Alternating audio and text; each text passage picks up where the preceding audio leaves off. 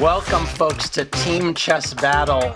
We've already had two incredible quarterfinals matches, and I'm really excited to sit here and commentate the third with the folks we have here. It's an all-grandmaster affair. We have Peter Svidler and Jan Gustafsson, and on my left and on my right, we have Danya Naroditsky and Robert Hess. Folks, welcome. It's going to be super fun. I sense a contrast of styles. And we all know you guys as players and commentators. How are you guys feeling about it? Robert, what's going on? Robert, Danya, you got some trash talk for me? Where are you with this? I'll let Danya go first with this one. I feel like, I think he's got puns ready for you. So Danya, what do you have for us already? I definitely have puns. I also asked them, I bet their player to replace me today. So it's going to be a good surprise for Robert. No, but in reality, I'm super excited to be here. It's fun to be in the player's chair. It's a little anxiety-inducing. I'm so used to being the commentator. I'm so used to, watching and having fun without all the stress. And now the tables turn, but I'll do my best. I'm really honored and excited to be playing with my great friend Robert against such a storied team as Jan and Peter. I might not have Anish's level of trash talk, Casa, but I'm just super happy to be here, and I know that we're going to have a good time. No question about it. And Jan, you're, as an esteemed member of the Chicken Chess Club, and your honorary partner Peter here. How do you guys think you're going to fare together? I don't think it's gonna go very well. I was just told to be myself, not playing any persona. So I just want to take a nap and not embarrass myself all that much. As for Peter, happy to see him, but I don't have high hopes, frankly. Peter, what about you? What he said, yeah.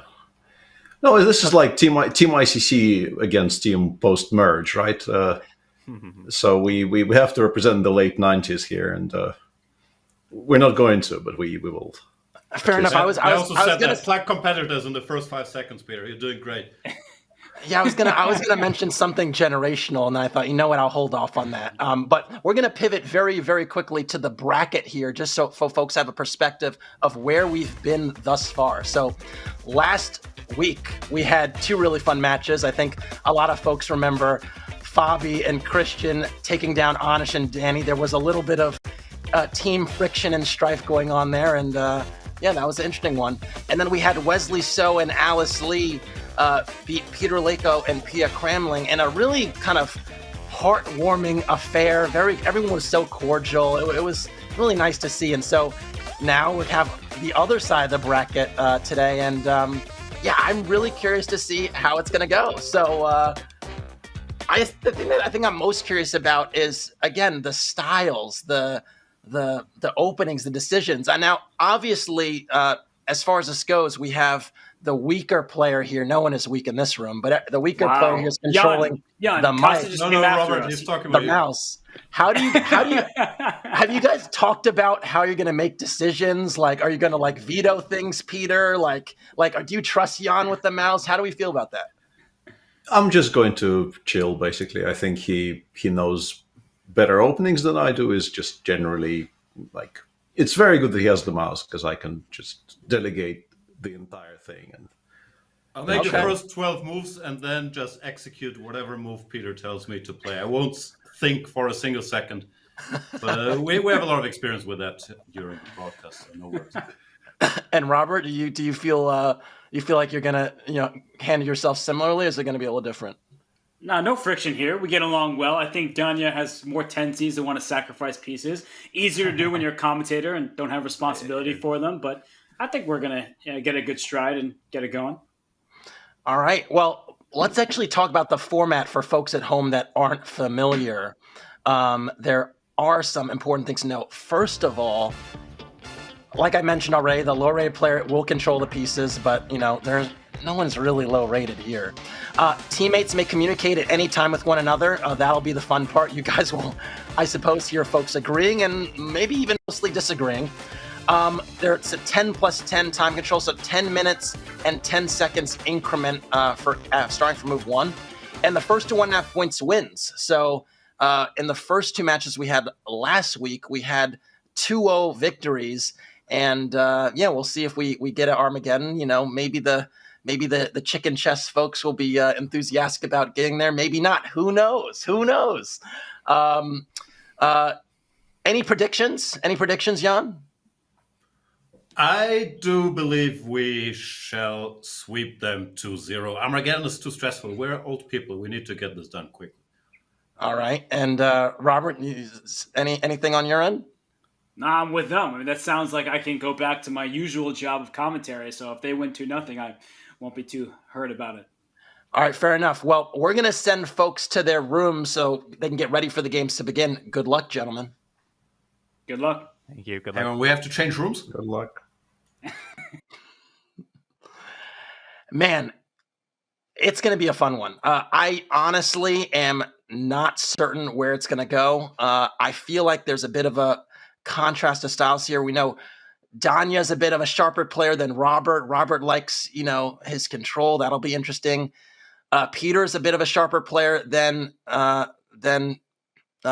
So that'll also be intriguing. And the games are going to get underway in just a moment. So we'll see how that shapes up.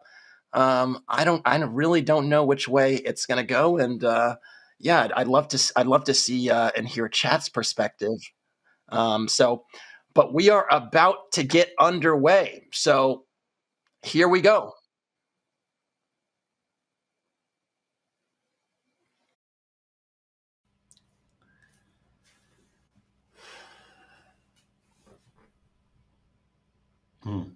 Peter, can you hear me? Can you see my screen? I have no idea. Yes. I'm assuming Yes, some on games both counts. pop up there.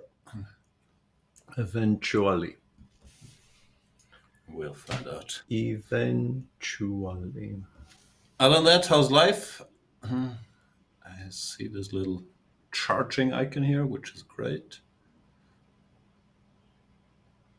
Yes, please refresh your page. I did. When Yeah, I you're don't in this scene, you can't flip the board. Damn girl. You know what's weird is people might be listening to us right now. So if that's the case, if they started on us, which I have a strange feeling that they might have, I felt weird to have to trash talk Peter and Jan. I like both of them. I love both of them. I think they're my inspirations when it comes to commentary. They're who I aspire to be in terms of their class and their skills. So I'm still going to try to win. That hurts a little bit. I'm your teammate here. You could have said you aspire to be like me, that mentorship and all that, blah, blah, blah. No? I figure I'd, plant the seeds of tension so that we try to outdo each other. That's all part of the grand strategy. I appreciate that. I do wonder what's happening because earlier, Jan, the people don't know this, but Jan just disappeared for a good 5-10 minutes. So you have to take care of the flying mic.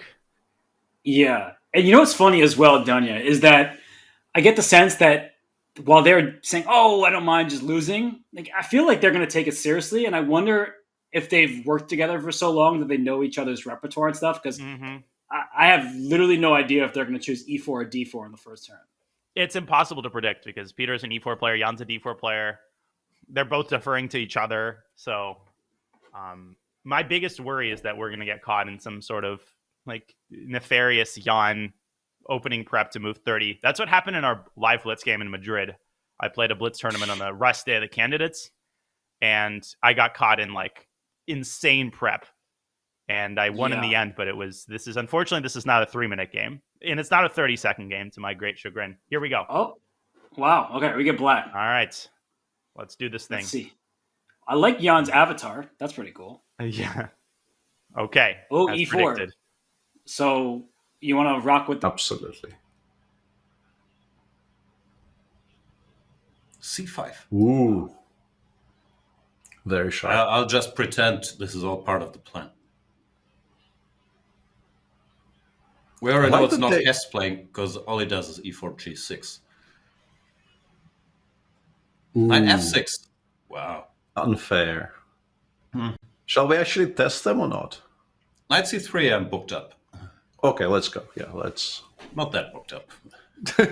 But they will be upset about it. So that's, there's value in that. Exactly. Do you know Until anything about this? I have a feeling we're going to be giving a check and then going knight e5, queen f3 somewhere, but I have no idea That's where, good. or if it's any good or any of those things. Huh. Looks like they studied this. Okay, let's give it a check. Yeah. Now 95? You're booked up. Why are you asking me? I mean, come on. I just want to make you feel like you're part of this. Yeah. Is it too early for it? That's what she said or something. Jesus. So now they have knight f6, which is solid, but slightly worse and boring, or bishop b5, which is bad, but then we might have to calculate. There we go. Knight f6, boring. Yeah, I assume I think we we're want the supposed to bishops. go a4. Really? I think so, yeah. Okay, let's do a4 then.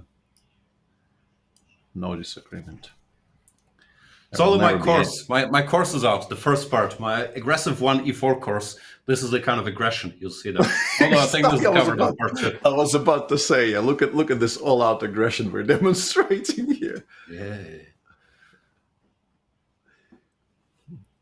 Love it. But on a serious note, I got no serious notes. This is supposed to be a bit better for white. It's not that much. Some a6. I think bishop takes. They go e6. Okay, there. Somewhat weird. Just castle, I assume. I mean, d4 is d4. I guess is no. That's just too much. castle. No, just castle. Yeah, See what they do. If a6, we can take, and knight c4 or something. Yeah. Oh, so we're trading the bishop there. I thought we were going to take on d7 and go bishop b2. Also legal. But the general idea was to take and go knight c4, a5, d3, and torture. Yeah, fair. Bishop d6, we might actually consider d4, I assume. Scary though, like bishop d6, knight c4, bishop c7 back. Did we just? Is that a bad square for our bishop? Actually, it's quite a good square. Bishop d6 is d4 scary. No, d4 probably we castle. On bishop d6, knight c4, bishop c7. Yeah. Yeah, but bishop d6, knight c4, bishop c7, then d4 because bishop takes b5. Now they have knight takes b5 with tempo, which is a bit annoying. We might get under an initiative. So bishop e7 is probably the safe option, or a6. So a6, will they get that kind of clamp on the queen side? I don't think they have time for it just yet. But should we even be worried about that clamp is another question. Let's go. Should we go a6? A6 to clarify the situation. Yeah, should I pre-move knight b8 takes d7? Oh, Robert, now don't take too many risks here. Yeah, let's because knight takes d7. We still play knight b8 takes d7. Right, a takes b5 is tempting, except knight takes f6 is check, and then b5 drops. So or knight takes f8, or knight takes b8. It's funny because it's just me talking to you now, and I know you know these things, but I still have my commentator's cap on where I have to explain everything. Okay, knight takes d7. We got to do it. We're the commentators. I think we got to embrace that role. Yes. Oh, knight back to c4. So they want to clamp down. Yes, b6 maybe, but then d4, and I feel like we probably get under development. But then d4 takes bishop c5, knight d6, king e7. King e7. Mm-hmm. And we win. So the question is, are we afraid of a5? You're the positional guy. What do you think? So bishop e7, a5 castles. They still have d4 if they want it, but they can play d3, as you're about to say. They'll play d3. But then we have to reroute our knight. Like if our knight on d7 gets to c6, we're feeling better about our position. Yes. It sounds ridiculous, but I almost want to play knight b8 right now. Knight b8, a5. Then knight c6, but yeah, I'm kind of giving up a lot of time, but we do get control of the center. Yeah, and there's some tactics there. Knight b6 or k7. There's knight takes a5. Knight b8. I actually really like that suggestion. Knight b8, knight e5. We can go back to d7. We just came from there, right? Yeah, but worse comes to worse. I like this though. This is our strategy pre-match. We want to make these janky moves to get them to think. Let's do it. Okay, are you sure? Because it's a really weird looking move, if I'm honest. It's a risky move, but I think we want a tactical position. All right, I'm doing it. But I feel like they're going to go like a5, knight a4, d3, go after our c5 pawn, and that's my concern. But with a knight on c6 and the second we knight can put on the d7, knight on d5 also, or the knight on d7. Yeah, good point. So maybe this is the problem when you're out of practice, like I am, is I just see those ghosts. Completely. That's such a good point. I experience this in Rapid much more. In Blitz, you don't have time to think about the ghosts. Okay, yeah, Knight knight c6. Let's go for it. They're playing quickly. Yeah, but knight b6, rook b8, a5 will be hanging at some point. So And we could go bishop d6 there. Like to do, but I'll go Do we d3 anyway now. yeah, sure, yeah. Now the question is like, where do we go from there? Let's say bishop b7. Do we like? How do we actually ask a pertinent question of any kind? Bishop b3, knight e4, maybe. But then they go knight d7 and try playing f5.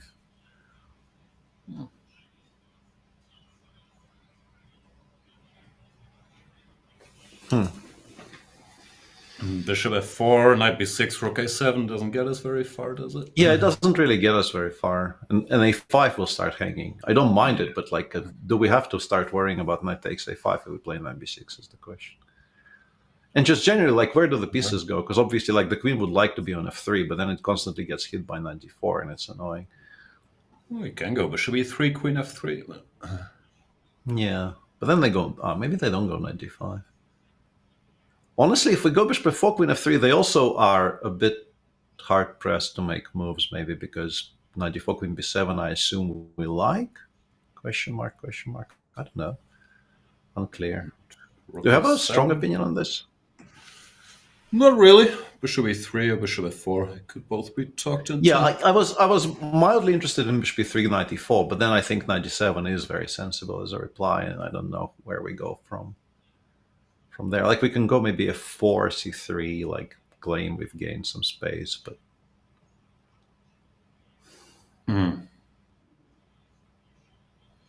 You tell me, pick one.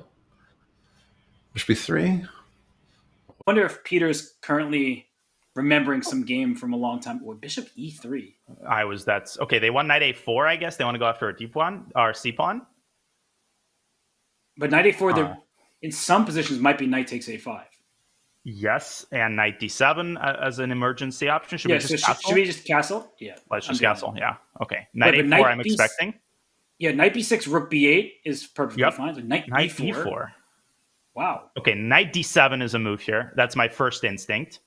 We could also take and go queen c7, but then they go c3 when you might be slightly worse there. Yeah, but then we have knight now you have bishop f4. That would be a bad move. Okay, so knight d7 versus knight takes e4. So knight d7, you're trying to get f5 next or in the future? Potentially, and queen c7. Okay, and so knight e4, d4, a queen trade followed by rook d8. That's clearly worse for us, but how much worse? Probably a little bit. So the question is knight d7, queen h5, e5. I kind of think black is okay. I mean, it's risky. What do you think? Yeah, it does feel risky, but knight e4, de. This is these frustrating positions. I mean, it's probably a draw. You think so? Yeah, what do you think? Should we take like the safe option, or do we go for the risk with knight d7? It's a tough call. I'm trying to just work this out real quick. Oh, wait. So knight e4, de, queen c7. Takes. Okay, queen c7, c3. Rook d8. Queen b3. Yeah, we just have this annoying pressure. I would take on d1. If we play knight e4, I would take on d1, but I'm a little bit worried we'd get outplayed there. I don't know. Yeah, we do have time. Like 6 minutes, we have plenty of time. So maybe this is a critical choice to ponder. So knight d7, I feel like you don't like because of queen h5, or? So knight d7, queen h5, were you looking at f5 or just e5 there? f5 doesn't look bad. f5, knight g5, takes, queen c7, then we put a rook on e8. It looks sketchy, but their pieces are kind of all over the place. It's true. We are giving up all the dark squares, and their knight on c4 is brilliant, but maybe they can't actually make the progress they want. I don't know. Takes, queen c7, c3, slight edge. Rook a d8, queen b3, rook d7. Yeah, this is... I feel like we are respecting Jan and Peter a lot, and maybe not evaluating 100% accurately. That's what I'm worried about a little bit too. Do you think we should take on e4 and go queen c7 and just be safe? Yeah, let's do it. Yeah, let's do it. Because it's a safe position, we can play quickly. So queen c7? Yes. And then c3, rook a d8. I mean, they don't have too many things to attack there. Yeah, because even if the rook d8, queen h5 is played g6, it's not really a concern. Or queen b3, we can go rook d7, for example. We can go rook d3. Yummy. Weak square. I like... Ooh. So rook a d8? Let's do it. Okay, quickly. Good. Yeah, queen h5, g6, that doesn't scare me. Nope. In some positions, we will get knight e5 because bishop f4 will be met by knight f3 check. So that's the good news. Okay, this should be equal. I think it's maybe a smidge for white, but...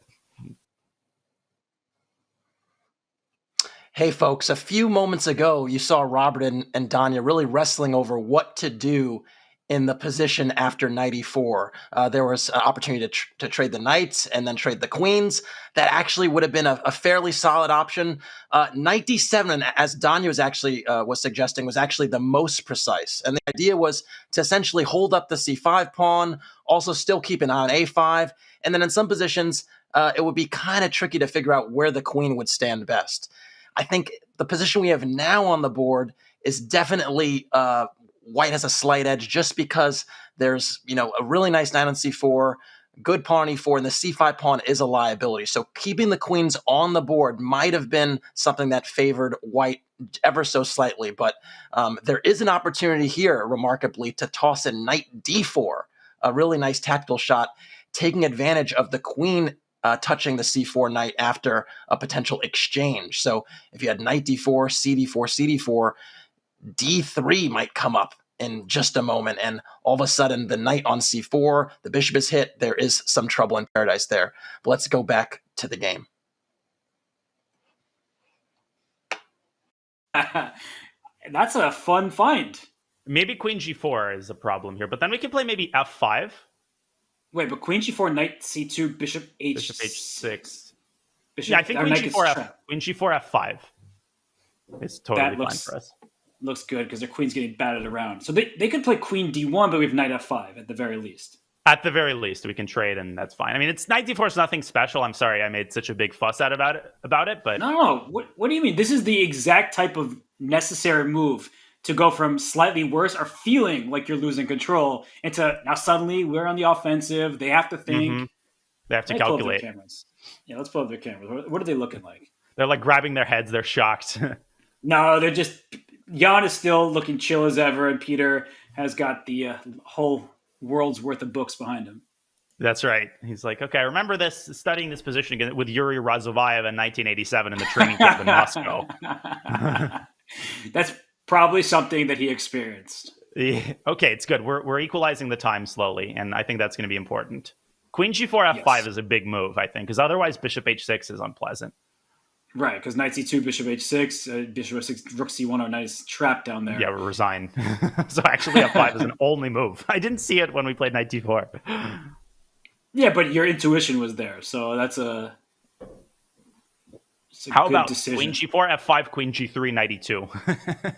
That would be a nice way to win. But I was thinking like queen g4, f5. No. Not particularly. Anyway, you tell me. Yeah. Hang on a second. Give me like a moment. This is massively annoying.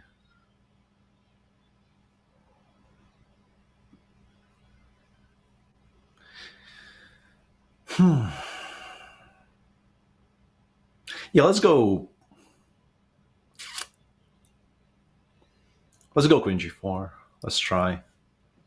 It progresses the game a little bit more than queen d1, frankly. So yeah, f5 we can still take in queen d1. No, I mean, yeah, I like queen. I want to try queen h3. I think queen h3 is all right. Assuming you thought about this. Yeah. Queen h3, knight e2, king h1, f4. Bishop takes c5 is what I want. Bishop takes c5. Wow. Yeah, and I don't currently see how that loses, which, for the purposes of this game, I think has to be good enough. I don't even understand the point, so I'll just roll with it, yeah? Yeah, let's go. You sure? We bluff. All right. Knight c2, you considered? Yeah, but we could just go rook a1 or something. Like, why? Knight c2, I'm not that bothered. No, the knight on c4 is still not horribly. Yeah. Like we're not massively bothered positionally speaking. Like we just need not to lose on the next 5 moves somehow, which is not a given, obviously. But what can you do? What can you do? Yeah, knight e2, Bishop king c5 h1, line bishop scares me. But do you see how it loses? No, but check, king h8, f3. Yeah, GF. But like, what did you take on c5 with first of all? I don't know. I'm keeping my options open here. Anyway. No, I mean it is very scary. Like I absolutely understand that, but it's more quote unquote fun than the other things. So we could also just be boring old gits and go bishop d2 and claim that this knight on e2 is horrible. Also, after f4, if we go bishop d2, what do they actually exactly do? Yeah, like we can actually do the boring thing and go queen d2 or bishop d2 or even rook a1. I suppose f3 rook e2 is not that horrible. Sorry, knight e2, rook d1, knight e3, knight e3. Let's try maybe knight e2 and f4. What do you think? Yeah, let's go for it. Maybe I just talked us into a bad position, but No. It was my fault. I played knight d4, but I think F4? this is interesting. F4. Let's do it. Right. So queen e6 check, king h8, bishop d2. The thing about bishop d2 is if we can somehow kick their knight out of c4, we've got a shot. But at the very least, their king side will be in shambles. No, I like it. F3, GF, knight f4, takes. Knight e5, we have bishop f6. Yep.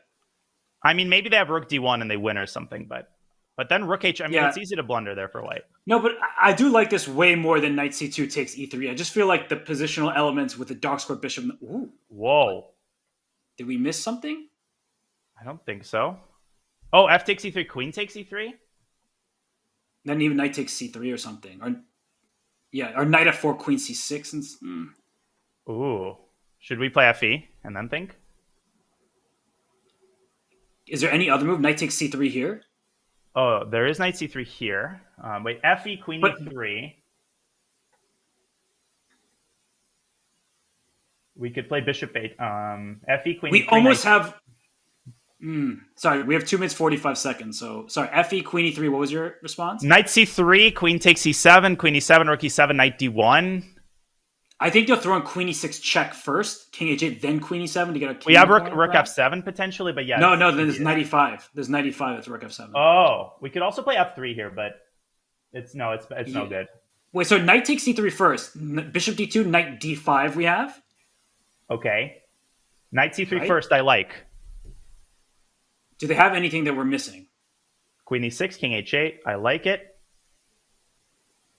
I think knight c3 first is fine, yeah. Wow, this is a very exciting game. Yeah, this would be a huge save because if fe, queen e3, I didn't see the exact way out that made me comfortable, but maybe we missed something. We probably did. Okay, bishop f4, rook f4, and the knight is hanging. Yeah, that I'm not scared about. As long as we have a place to park our bishop and a target. That's the thing, right? With the b2, c3 pawn structure, we didn't have a target. We need a target. But now if they go bc, for example, we will have that target. I love the way we're playing. I mean, we're just playing like 2700s. I feel like they always have everything under control. Okay, let's do it. Fe. Yeah. Quick. That was easy. So what is their plan now? That's what I'm wondering. Because the c3 pawn is a clear target. We're just low on time, but I think positionally you're probably fine. Bishop f6. So queen e3. Do you want bishop f6? I think so, yeah. And I think we should play it. I mean, a 10-second... So what do you want? King h8, rook e3, bishop f6? Yeah. Bishop f6, and then I don't know, rook fe1 or g3. All right, just play. Yeah, just play a human-looking move. Yeah, I don't know. No, tell me which move. Obviously, just checking.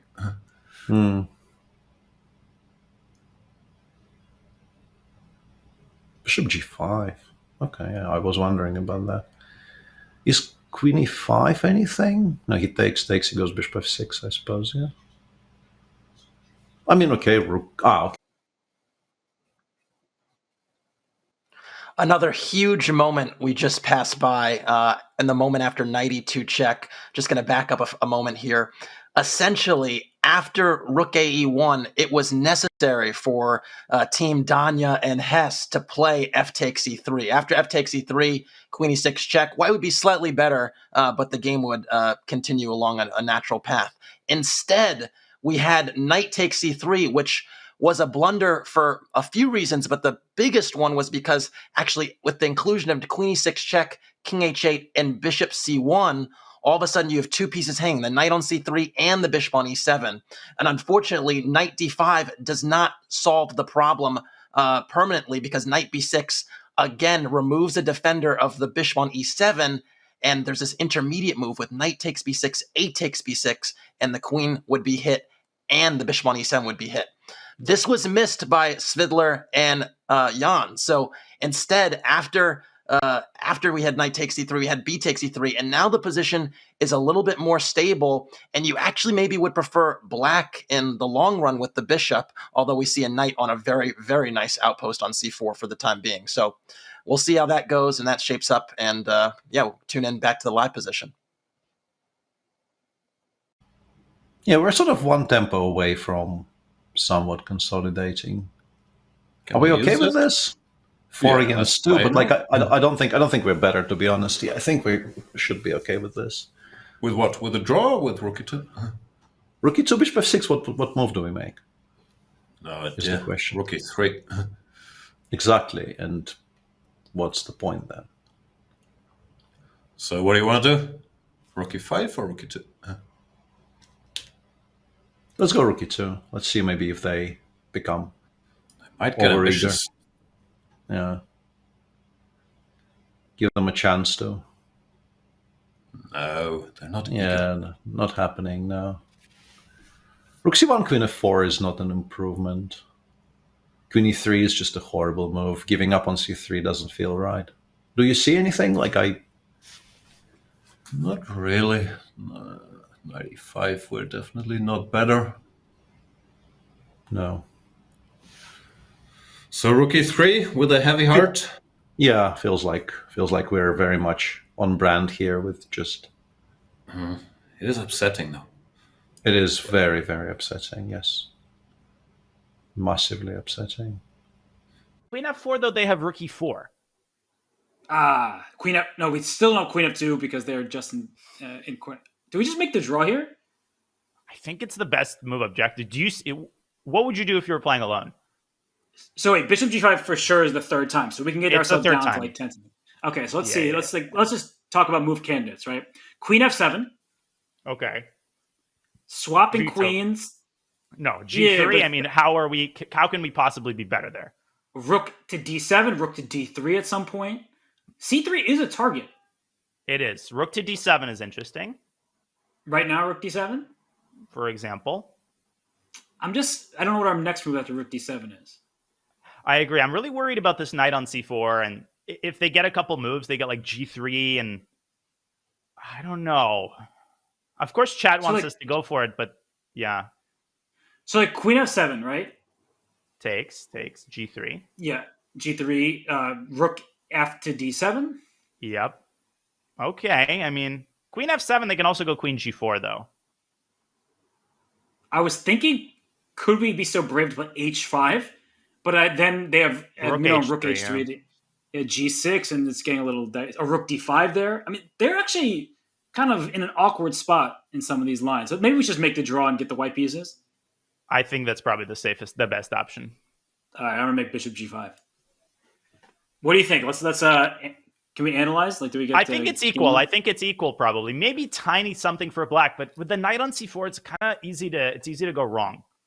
Yeah, let's see what it says. Sorry, I feel like I pushed us toward the repetition, so I'm sorry. No. Black is better. No, I was moving very methodically, let's call it, earlier. So I wonder what the... Okay. Oh, it didn't like bishop g5. We made a h6. Okay, I mean, it liked. Slight edge. Yeah, ever so slight. Wait, knight c3, move 22, was there something? Are they winning or something? Oh my gosh. Wow, yes. Queen e6 and bishop c1. Oh, knight d5? Yeah, and then... And rook e5? So we just Why blundered. Queen e6, King h8, Bishop c1, Knight d5? I mean, I saw this. Yeah, Knight Knight d6. Oh my goodness. Oh man. Yeah, that Come that on. would have hurt. I would have been really sad if that happened. I would have been sad too.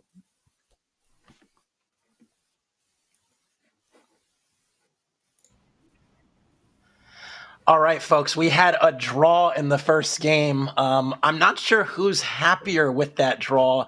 A repetition there. Both sides had their it's moment. obviously us. Peter, okay, so it's come on. obviously you guys. Come on. That's clearly us. And also, we felt that something was missing in this. Is this the first draw out of This the 5 is. games? Yeah. So that's what I thought. Yeah, That's You why they need pay to- us the big bucks. you needed to bring in the safe hands to actually show the viewers that it's not all swashbuckling blunder fests and things. Did you realize you guys had a moment where you were winning during the game, Peter and Jan? You had this moment after knight takes c3 where remarkably queen e6 check and then bishop c1 actually won the game. Then The line rook e5. continues. No, Knight knight d5, d5, knight b6 is d6. insane. Oh, wow. That's too smart for us. No, Too smart for us was- too. I that was suggested really- knight takes c3. So yeah, that we did not see that one. Well, I No, suggested yeah, knight d4, so I got us into the trouble. No, I think Knight d4 is a 94 is great good. move. Yeah, 94 is good. Yeah, that was completely missed. So, knight d4 is an excellent move, Danya. It was actually the best move in the position when you played it, and it was funny because of that knight d4 resource. Queen b3 was maybe a little bit more convenient, so you don't have to deal with this d3 business. Yeah. I want to go queen b3 just to exchange queens, but Peter said no. Let's checkmate them. All the blame is on Peter, as always. Yes. Gotcha. Now, you guys at the end of the game, Robert and Danya, you guys were thinking, okay, maybe we can keep this game going instead of playing bishop g5, bishop f6, and going h6 or queen f7, h5. How did you evaluate that position toward the end if you kept the game going? Well, I thought that we were probably going to be better in the event of a queen trade, but at first it looks kind of rough because the knight on c4. But that's the whole point of knight takes c3, which was a blunder. I was just leading following Donna's example rather with a knight sack. But I was just trying to get their pawn structure to be a bit looser. So I wasn't worried about a queenless position, but we were down on the clock, and I thought it was not going to be an easy game from there regardless. I thought even with queens off, we're going to be completely fine because I think the only plan you would have would be doubling on the g file and trying to play rook d3, but then b7 is always going to be hanging. So, no, I thought we can never be worse, but we're also not probably much better because we also have very few things to attack. But yeah, we all knew it's going to be a repetition. I didn't think about the position at all, but it was very obvious. They were just angling for another minute of screen time before repeating, so we were. Hey, I will tell you this much. It was a huge shocker to see the younger folks down on time. I will give you that. So, but yeah, just crazy. What's all this situation younger there. folks talk? Hess looks like a 52-year-old man. What's all this younger folks? Wow. Yeah. Okay. I was being respectful. In fact, we were taking our time because we were I said respectful. 52, not 52. It felt hurtful. I feel like I apologize. wow, Now I that feel was bad. quick. What? I was joking. You're good. Aren't you a Celtics fan? Oh, I God. don't know. I heard Joe Mazzulla watches The Town 5 times per week still, so I have a hard time trusting him. Understandable. We're gonna be right back and let you guys discuss some things before the next match. Before we come back, tomorrow, title players aren't the only ones who get to have fun on Tuesday. Don't forget to log on for Untitled Tuesday. Enter the Swiss Arena and put your blitz skills to the test against the Chess.com community. Everyone is eligible to play in weekly Untitled Tuesday tournament, so use !Untitled in chat to learn how to play. We'll be right back.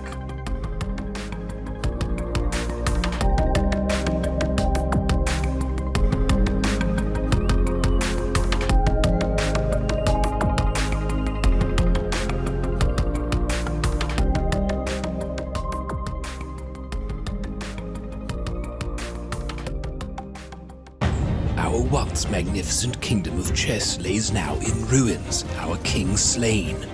But some say that a new ruler will come and restore the realm to its former glory. Solve puzzles, fight epic battles, and earn gold, swords, and scrolls full of chess wisdom on your way to reclaiming the throne. Download the app today. And this month only, face off against your favorite kingdom character bots. Only on Chess.com.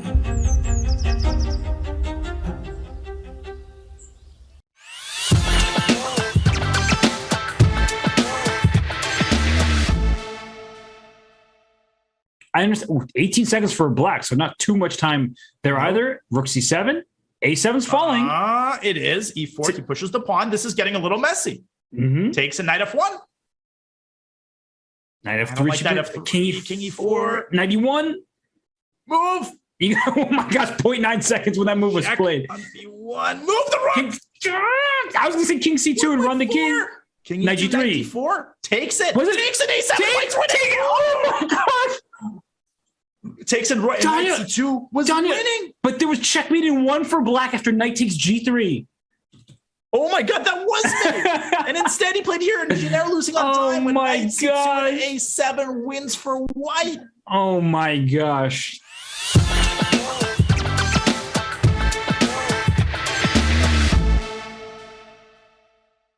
Chess Kid is fun. Chess is great for the brain, but it's also fun to play. And Chess Kid makes it easy to have fun. Whether your child is a total beginner or a prodigy, they can hop on and find a well-matched opponent from around the world at any time. Chess Kid is the safe, parent-approved way for your child to play chess online. Chess Kid is educational. To kids, it feels just like playing, but chess is a great way to learn patience, strategy, and critical thinking. Chess Kid features a comprehensive training program that guides kids to level up on their way to mastery. There are more than 50,000 chess puzzles and a whole library of entertaining videos that teach strategies, tactics, openings, and endgames specifically for kids. Chess Kid is easy. Whether you're a parent helping your child, a coach managing dozens of kids, or a school of hundreds. Signing up is free and easy, so what are you waiting for?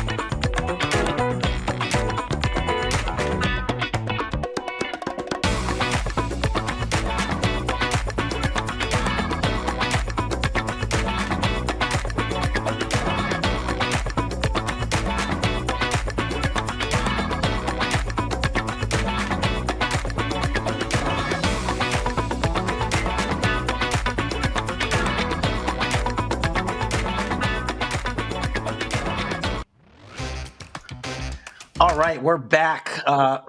going to talk shop right before game 2 of this match. So win with white, draw with white, win with black. Was that how you drew it up, Jan and Peter? Is that the mode going to this next game? No, I we think only had a strategy for winning or for losing, so drawing completely ruins all our plans. Well, that'll you'll be able to show some of that world championship prep might perhaps in this next game. We'll see what happens next. Robert, you got away with one with this knight takes c3 business. Are you like breathing a sigh of relief? Do you feel like you're going to have a worse position than you had in that last game?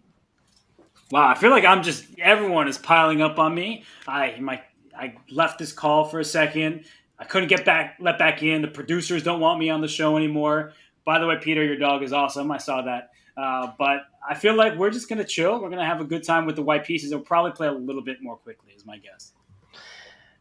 Yeah, I mean, Danya, you're supposed to be a speed demon. How did you allow yourself to get down on time like that? What was going on? I have the mouse, Casa. It's me. It's my fault. Yeah, but you're thinking together, working together. I don't know. Something was up there.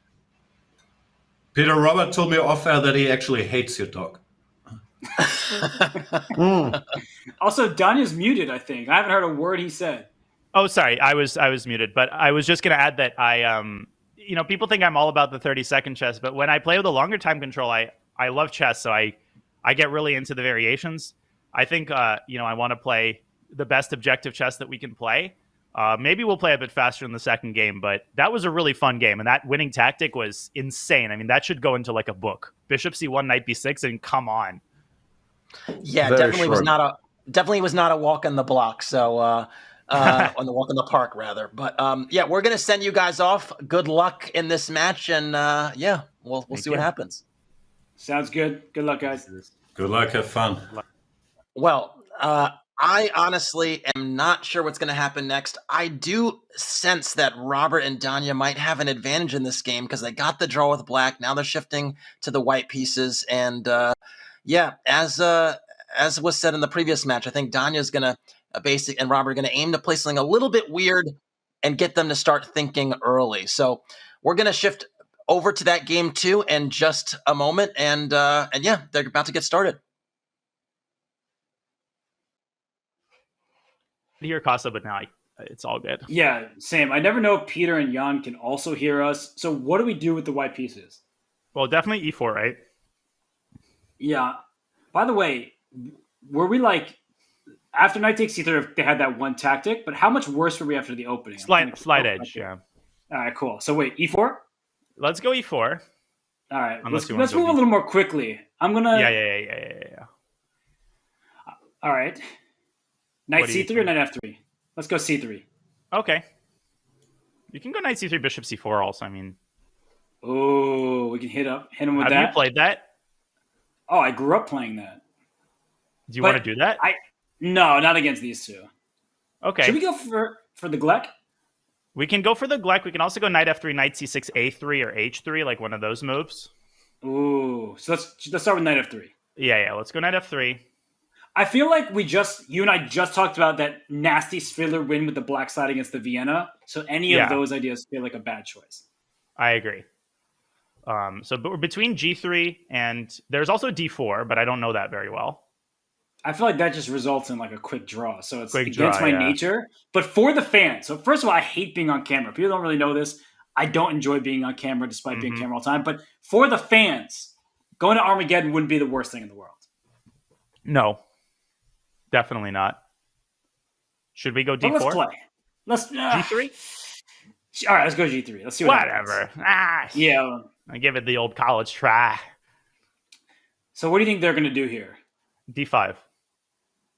The plan is set. Should I pre-move ED5? Yeah, let's do ED5. I mean, if they go bishop C5, there we can follow what I analyzed, which is it's risky, but it's also very hard to play for black if you're not exposed to those types of positions.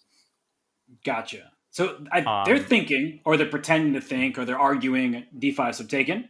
Take it. Bishop G2. Yep, knight D5, bishop G2. And they'll probably play knight C3, BC, and they'll choose a line. Yeah, but those... I mean, it's not theoretical. Yeah, exactly. And the semi-open B file, if they take, and the long diagonal for our bishop. Ooh, what? Uh-oh, I don't know this move. I've never seen before. Beautiful. We take those. Yes. I don't know what happens after knight takes e5, but I think it's bad, so we'll figure it out. We'll figure it out. Yeah, queen e7, f4, bishop g4, bishop Looks e2. bad already. Yeah, it looks kind of borderline lost, but maybe it isn't. I don't know. No, I know it's bad. I just can't recall. Yeah, even queen e7 and then knight g4 looks very attractive. Yeah, that was all of those an things. issue with it. Yeah, I mean, I am not expecting knight takes e5 here. Also, Danya is the world's leading expert in the Belgrade Gambit, so he should get a dose of his own medicine. Yeah. The world's leading expert on the Belgrade used to be an international master from St. Petersburg called Igor Polavodin, but he's long gone. I took some lessons from him when I was about, 12. Very touching, but story time where it's their move. Bishop g4, I think we have to do. Okay. Yes, okay. And then... It's beyond me. What are the e4, hg? I mean... What if they play bishop h5, g4, bishop g6, d3, like knight takes d5? Do they get out of that? And we just take. We can go knight takes d5 and castle or whatever. Yeah. Right. All right. h3. Maybe they just want to go bishop f3, knight f3, and like bishop b4 or something and equalize. That what? Okay. Take. Yeah. I think they want to go knight f3 and bishop b4. Okay, this is not bad. At least we dodged. We're not losing out of the opening. Wait, there's d6. So, d6. Castle bishop c3. Okay. So d6, c6. How? That's a feisty little move. Good find. Honestly, castles looks pretty good, but I don't know.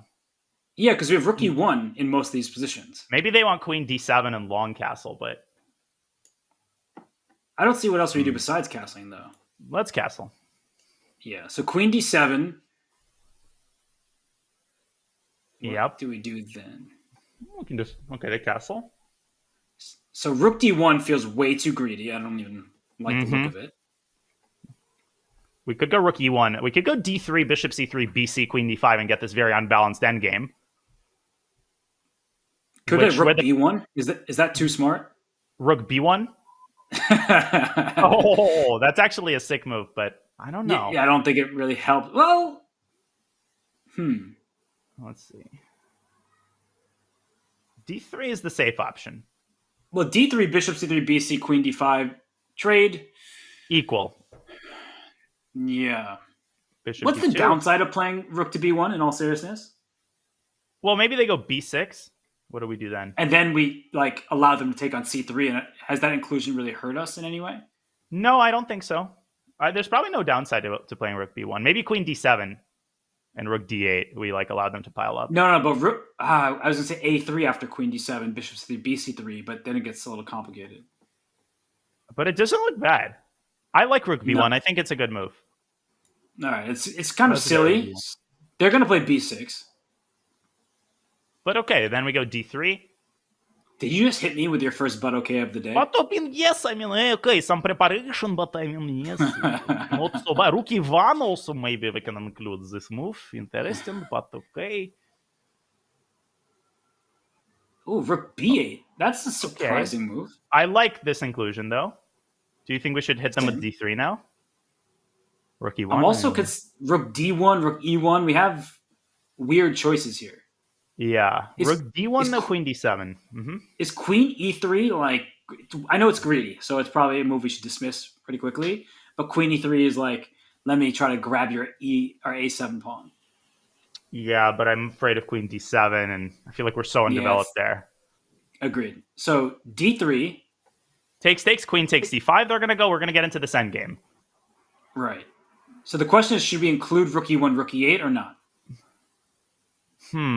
Probably doesn't make much of a difference. I think we should go d3, but I'm really not sure. Endgames are not my strong suit. What about a3? Bishop c3? D takes?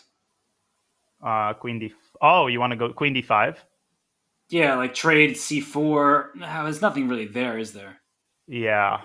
D3 is probably more risky positionally, but it's interesting. I kind of like those endgames with the bishop. All right, let's go d3. I'm gonna start speeding up. I'm just figured that once we get the position clarified, we can then. I'm gonna premove BC. By the way. Yeah. They're gonna go bishop c3, queen d5. I kind of like that endgame for us. Chip. Nothing else. Yeah, No, I don't see anything else. And queen takes also sort of forced here. Yeah, I don't like the other way. And then we can start thinking about where the knight goes. Like c3, a4 would be very good position. Now after c4, we just have knight c3. No, that looks weird, or is it not? Yeah, and then knight e2 and maybe even knight d4, or whatever. So they should play bishop d2 as a move, and then it's your outplaying skills that are needed. Yeah. The question is, do we actually want to play b5 if it's allowed? Because whatever, outplaying is there to be had, I think starts with trying to fix the pawn on c3, but I'm kind of worried about allowing a4. b3. Very deep. Very deep, yeah.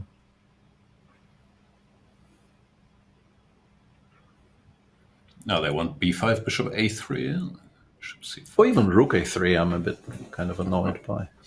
Okay, obviously we don't have to go b5. No, we don't. I mean,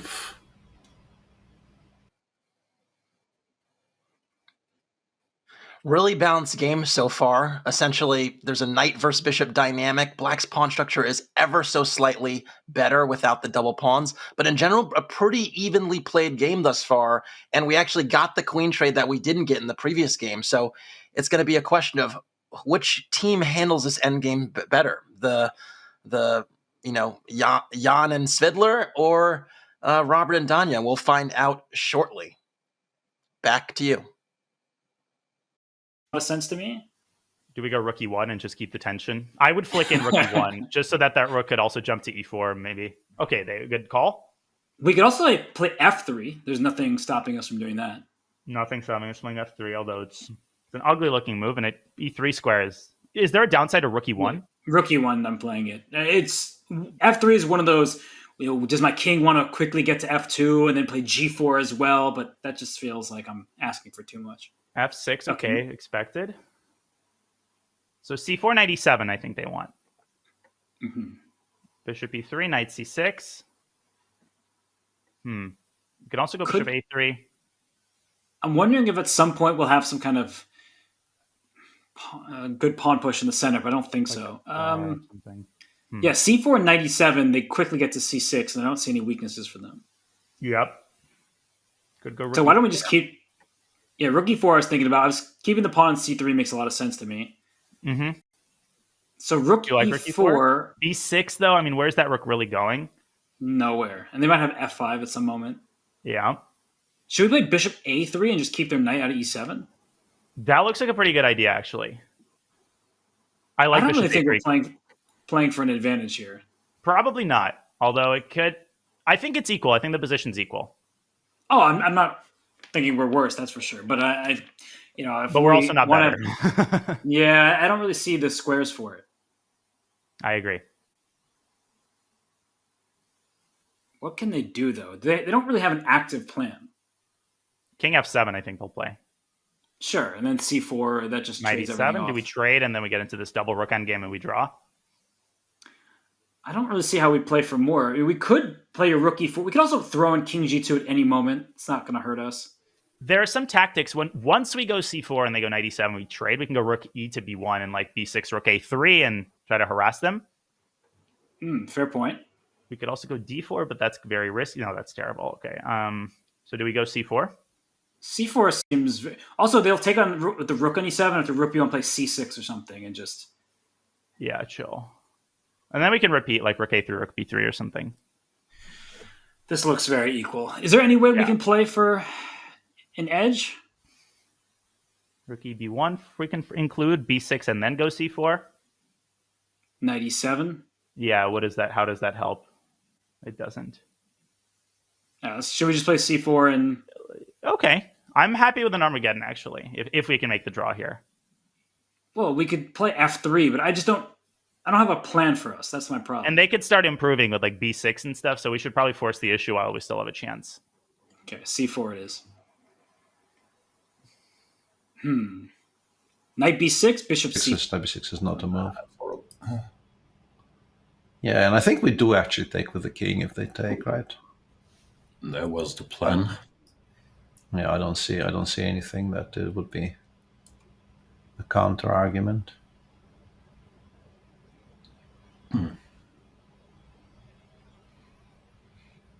Rook b1, b6, rook a3, we go a5, c5, king d7, question mark. Even bc5 is completely fine, obviously. Yeah, our king is close. BC looks good.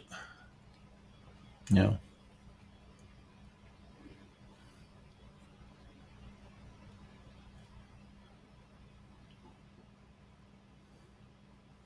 Or a4 or something like that. Could do. I'm just trying to... Yeah, there's not really much here that I can see. We can bring our king up to f3 always if we want. Could do that. We could go g4. G4 certainly comes to mind. I don't know what approach we should take here. Rook b1, b6, rook a3. And then they just have to go like a... I like rook b1, but I don't know. I'm following your lead. I like it.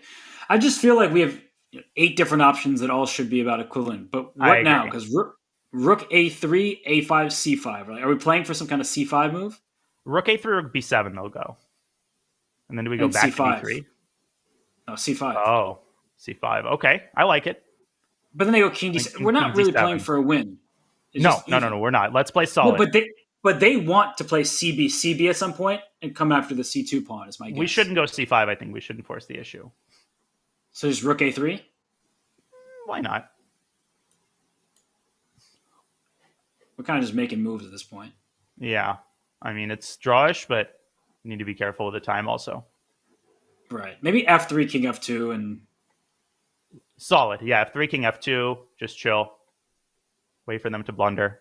a5, okay. But now if we go back to b3, we're threatening c5. I don't know. What do you think? Should we go? Yeah. No, it makes perfect sense. Because at least they have something to king d7, yeah. King d7, you said? Mm-hmm. c5? King c6? Yeah, and then we just swap. Okay, so rook b5, king c6, then c5 is available. Rook b5 looks like a smart move to me. It is. It is a good rook. Let's do it. Let's get some time. Yeah, the rook on b3 is not doing anything. King c6, f3, perhaps? Maybe just to keep the tension, and then king f2. They don't really have an easy plan that I see. And we have c5 always. I don't know. If they overpress, we might actually have some chances.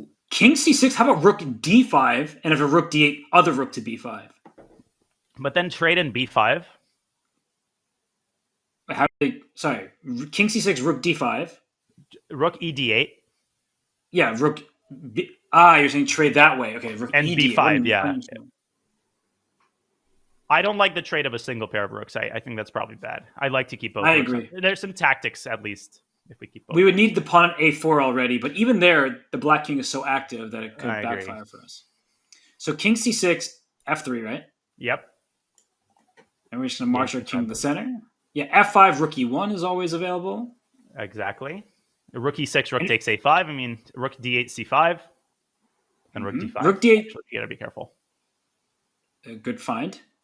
So we could throw an a4 anymore. Yeah. Here we go with this again. Not again.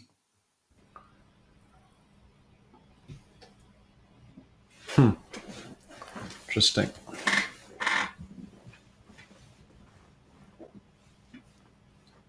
Interesting.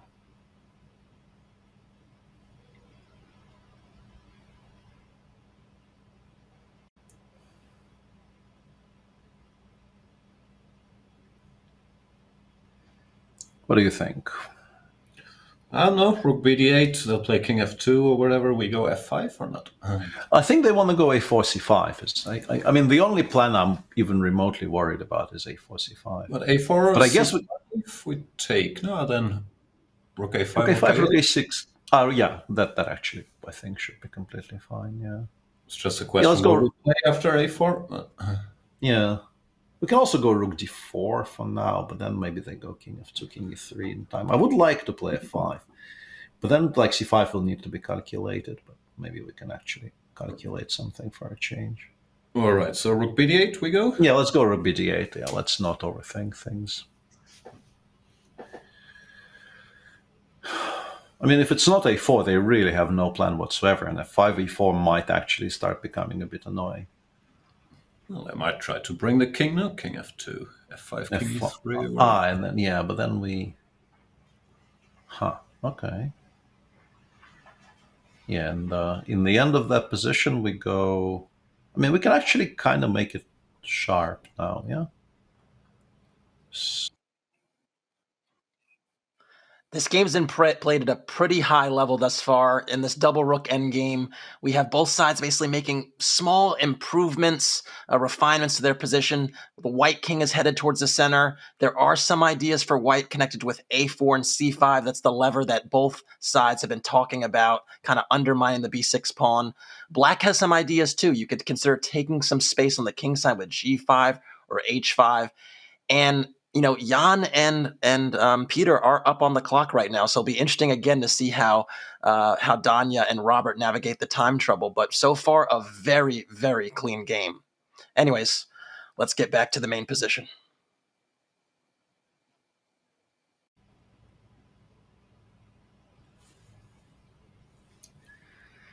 f5, rook e1, what's happening, by the way?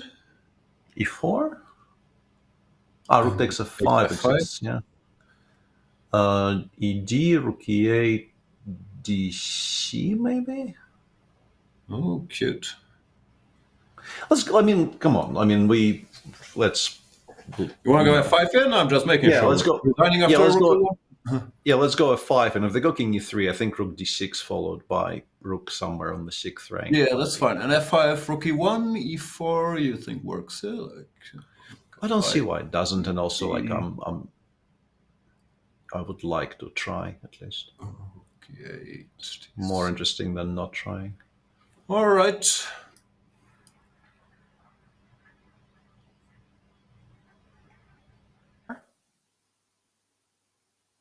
Oh, rook e1, e4, Wait, rook f5, ed.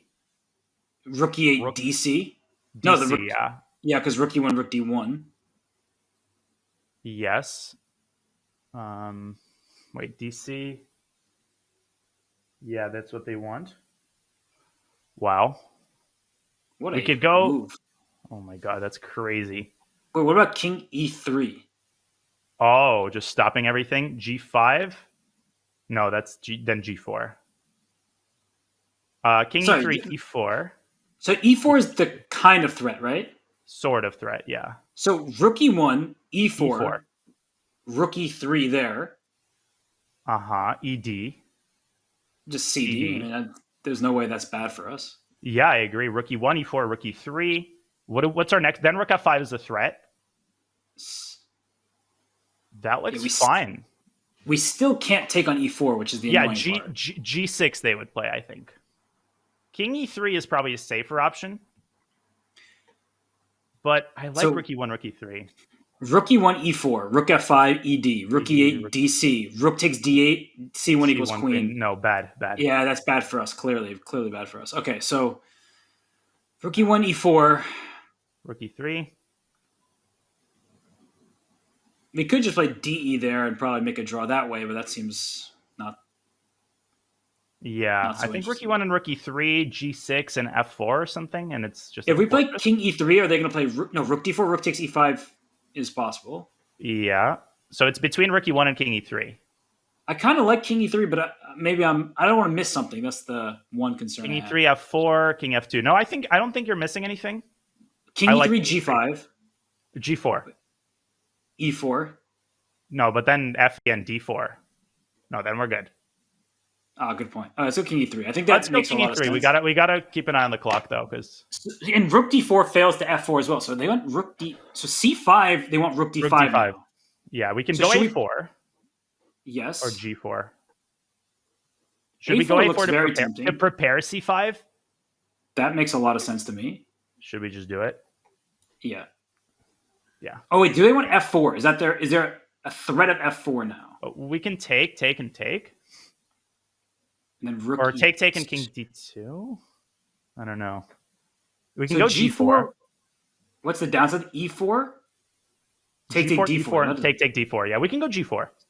I like G4. They have rook H6 ideas, which I'm only just But realizing. then But, now we have GF and rook g1. Exactly. Yeah. Oh, God, Exactly. I'm worried So about our G4 clock, though. Yeah, but G4 was useful because rook H6 was actually a threat. Yeah. Yeah, that's a They're great trying to move, beat actually. us. G6, A4. Is that Exactly. our And thing? we shut down the 6th rank. And we finally threatened c5, or sort of threatened c5. It's been a really long time coming. Also, G6 we can play rook G1, by the way. Oh, go the other side. But then e4. FE, And then FE. D4, Rook f6. rook F5 we always have. No, but pawn's on g6. Oh my goodness, I'm forgetting which position. We can play rook G3 there or something. I'm not. Or rook E5. You're not too worried. in some Oh, positions. rook e5. Rook takes rook f3, king e4, rook h3, rook d1. No, we might win quickly there. You can cut off the king. Yeah, they would have rook H2, and so Rook okay, so h6. GF? GF, rook h3, rook g1. Rook e7. And then they want rook E7. Then Wait a king second, but GF, rook H3, C5 is also available. Oh, let's take. What Should is we it? go c5, rook h3? c5, e4 is not a Mix. thing. Because d7 is a reasonably safe square there. I don't think we're Yes, no checkmate. we actually get to attack things a little bit. Beautiful. Here we Yeah, go. hang on. Do we have a choice? Is there a choice? Rook f8 is not really a move, right? No, let's go BC. Rook f5, rook a5. If we go rook f8, they will give a check, and I'm trying to calculate king e4. That feels like it shouldn't. Yeah, we're not in any kind of trouble. Just check and then rook h5. Yeah, let's go rook f8 for now. Yeah, let's go rook f8 for now. Rook b5. Rook b5. Yeah, I missed rook b5, but we're still fine, right? We go king d6, king e6. We're still fine.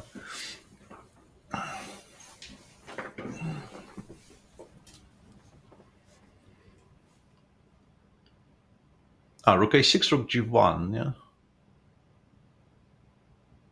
yeah, is something.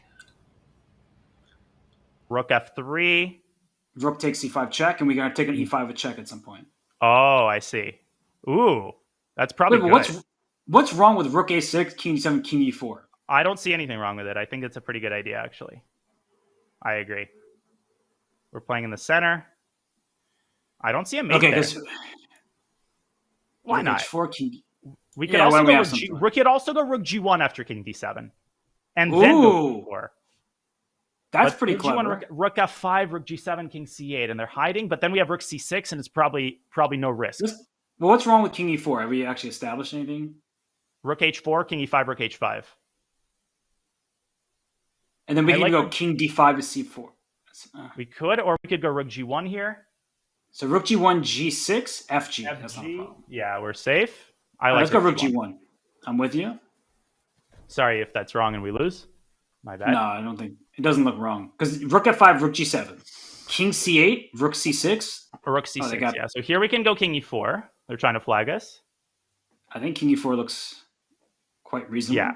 Yep. Okay. They went on rook H2, Okay. but then C4, right? c4, yeah, and king to d5. It's risky, but it's risky for both sides. Should we do it? Yeah. Yeah, we should do it. Oh, gosh, this Wow, is why what I a don't play game. chess. I know, right? Whose pawn structure is worse? Rook h5 they also have, which is annoying. But we Rook could play H5. like a4, rook f5, rook g7. Wait, Danya, rook H5 has no threat. Oh, because rook f5, rook g7. So that's why we can play a4.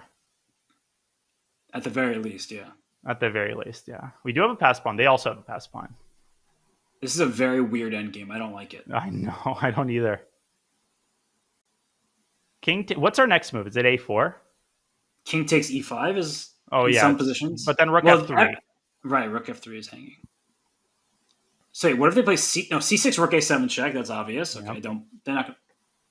What was our move again? It was at a4. Wait, A4, rook F5, rook G7, rook F4, king E5, and it's a draw. So should we play A4? I think so. Then king C8?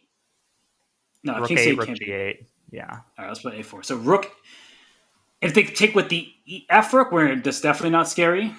Yep.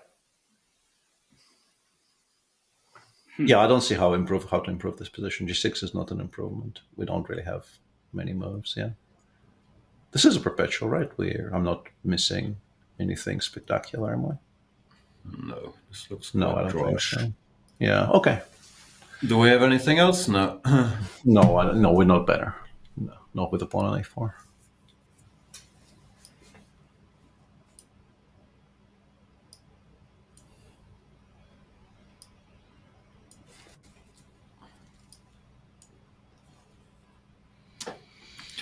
What Excellent. to do? 1 mistake, 0 blunders.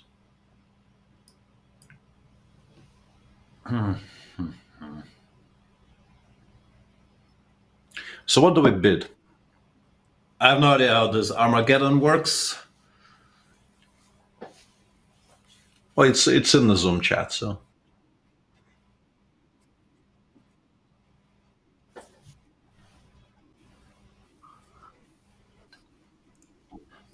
What a game. What a well-played game.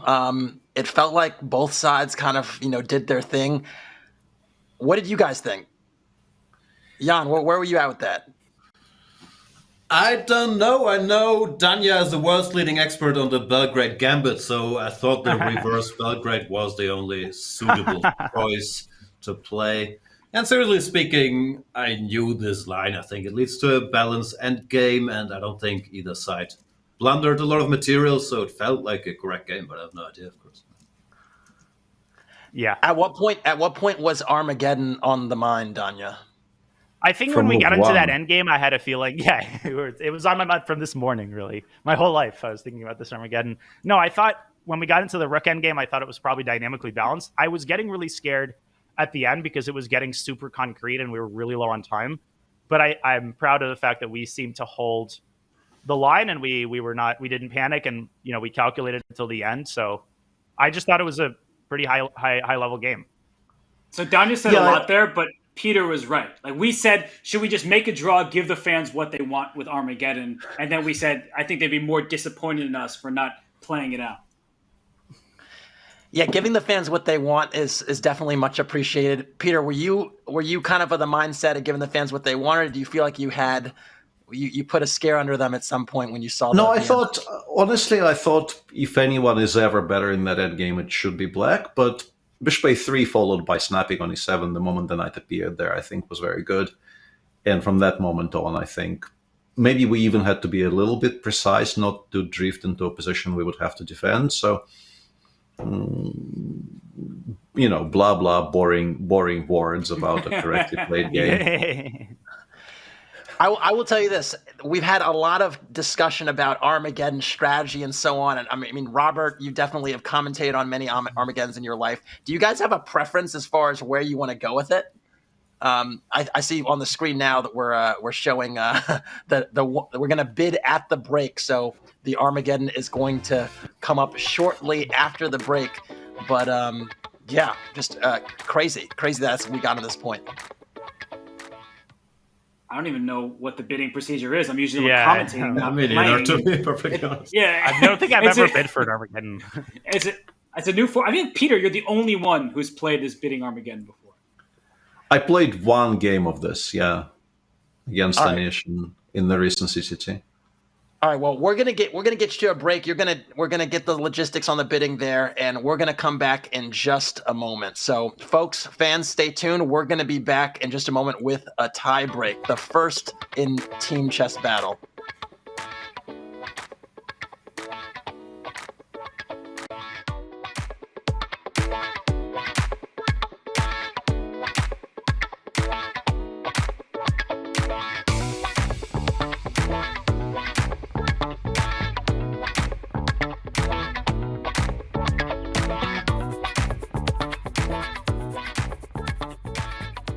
Interested in becoming a chess streamer like your favorite creators, such as Hikaru?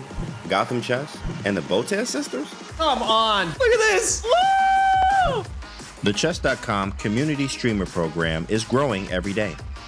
Whether you're just getting started with streaming or already established and looking to expand your audience, you can now connect your account to Chess.com and have your stream promoted on the game's largest platform.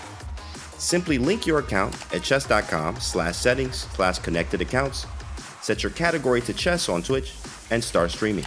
You'll get an ad-free experience on Chess.com. You will pop up on our list of live streamers. Your Chess.com profile will feature your Twitch stream, and your stream will be linked to your games on our Play server. Type Command Community Streamer in chat and start growing your stream today.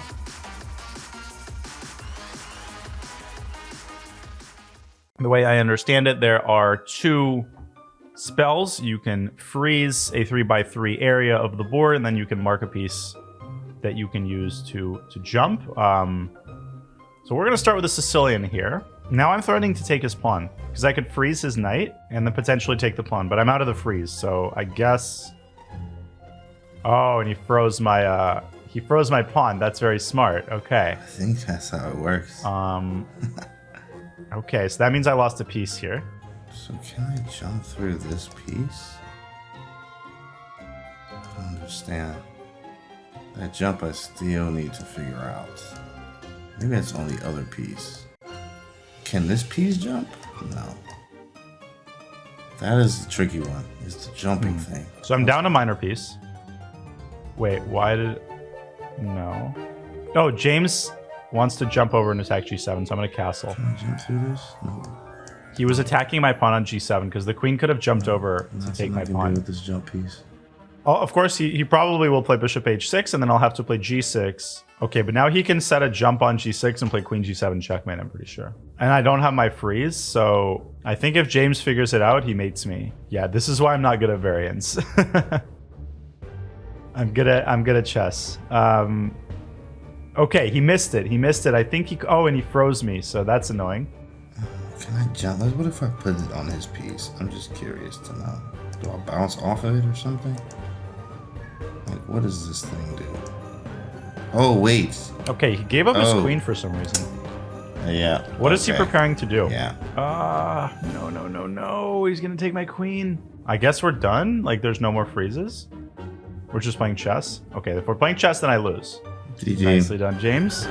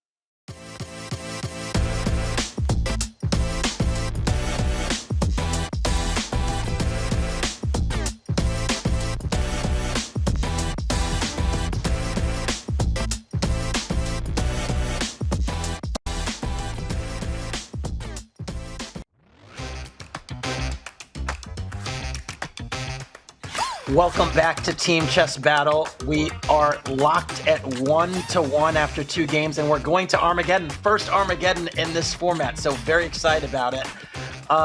It came down to bidding right now. We just got bidding time, and I'm going to announce these bids. So a little bit of a drum roll here. Peter and Jan, you guys bid $459. Whoa. And Robert and Danya, you guys had $538. So Peter and Jan, you have choice of color. I'm assuming it's black. How do you feel? Feeling very confident. Okay. We chose black.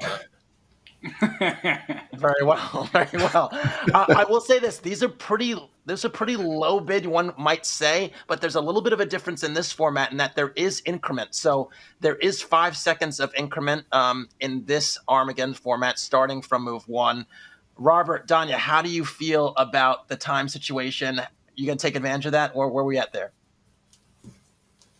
I mean, that's a very low bid. I applaud Peter and Jan for their bravery. Obviously, I think a lot of this is going to come down to the kind of position we get out of the opening. And I'm a little bit concerned, playing against 2 people who just know absolutely everything under the sun. But at the same time, I mean, if we can get a complicated position, I'm pretty happy. Either way, I think it's going to be really fun. Different opening strategy compared to the first 2 games. There's going to be a surprise here on either side, or are we going to stick with the Gleck again?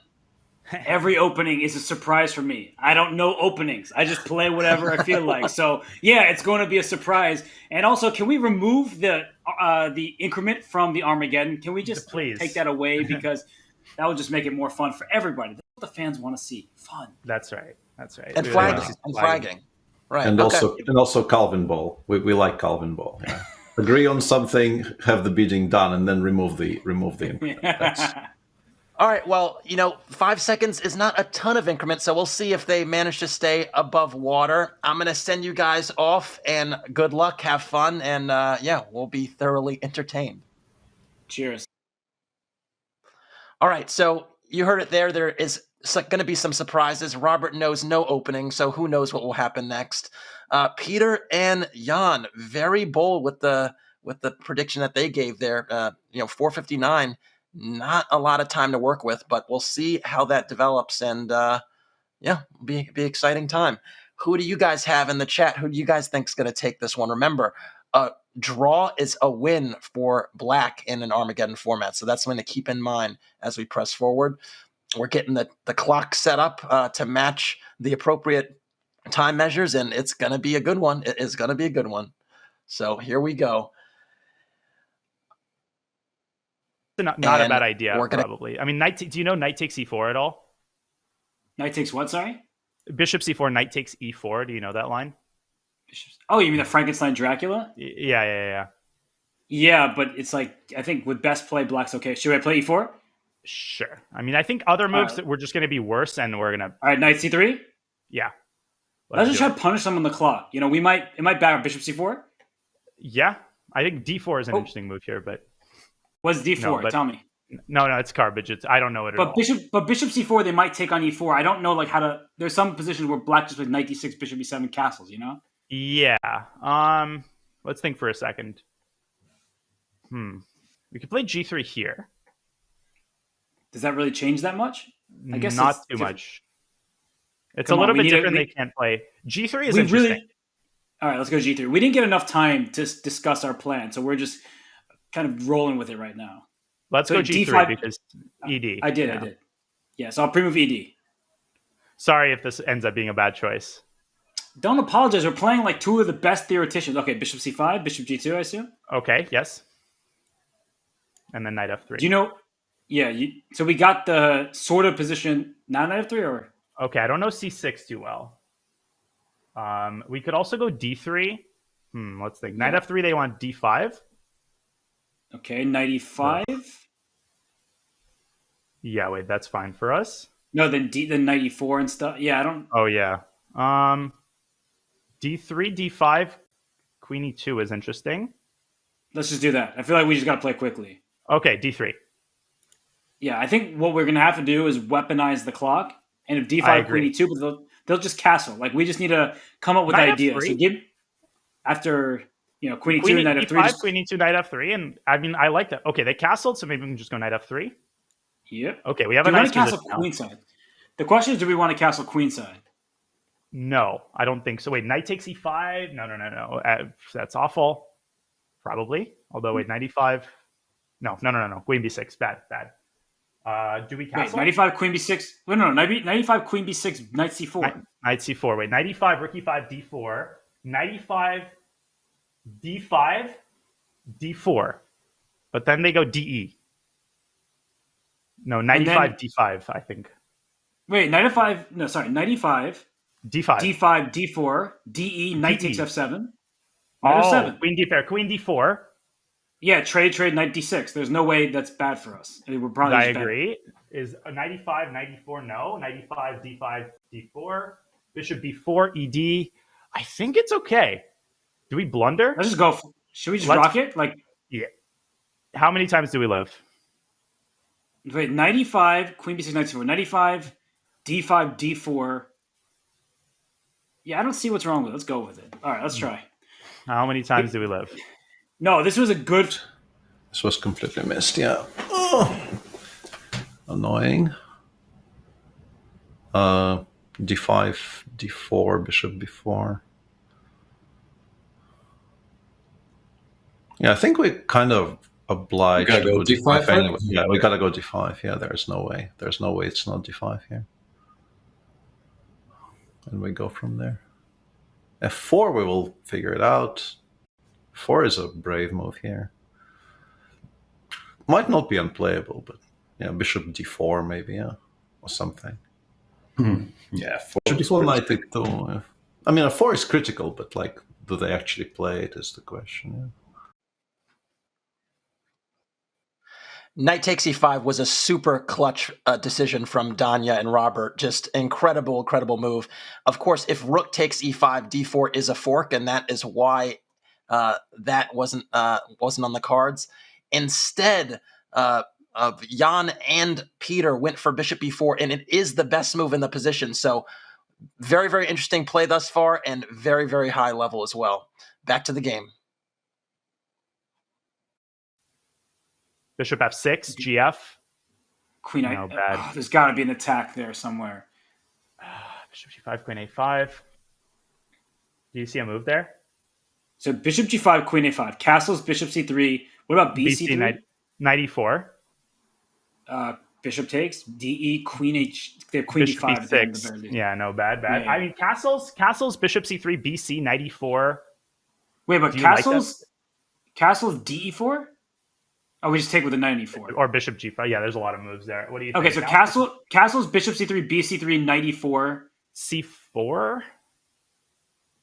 I mean, it's complicated. You don't like it, though, I think. No, there's F... Wait, like ED knight D5, and then what do we do? Queen Wait, F3, ED knight D5, Queen F3, F6, castles, knight C3, BC, bishop C3, bad? Or is it bad? Wait. You have knight F7 there. Because they have bishop H3 at the end. Yeah. Right, like ED, knight, bishop D5, queen D5, Wait, castle, bishop ED, knight D5, castles, knight C3, BC, bishop C3, queen F3, bishop A1, queen F7, king H8, bishop G5. Oh, bishop G5 at the end. Bishop E6. Queen H5 even? H5. Oh my goodness. Queen H5 and bishop E4. Wow, what a... All right, so let's try to quickly take this out. Knight D5. Knight D5, yes. Castles. Knight C3, forced. Bishop C3, BC, knight C3, queen F3 is winning. So knight C3, BC, bishop C3, queen F3. If rook E5, we have queen C3. If bishop A1, we have queen F7, king H8, bishop G5. Bishop E6 is forced. Because rook F8, bishop D8, so bishop E6. Queen H5. Yep. And are we winning? Queen C8, bishop E4. Or just rook takes A1, bishop E4. Yeah, and we have an attack. Do we do it? So ED, let's just... it's such a tough call. ED, knight D5. Castles, knight C3, B3, bishop C3, queen F3, bishop A1, queen F... Let's go for it. Let's just use the clock. At this point, you're right, Danya. We just got to make the moves and feel... You can pretend. Castles, right? Pretend. Castles. All right, let's pretend. Oh, this is exciting. Yeah, this is what the people want. If we blunder and lose, okay, that happens. Do we have much of a chance against Hikaru anyway? Yes. Don't you get defeatist on me right here? No, but bishop c3, bc, knight c3, queen d3, queen d4, but we have queen f3. Right. And then they have knight e2, queen e2, bishop. No, that runs into c4. Hang on.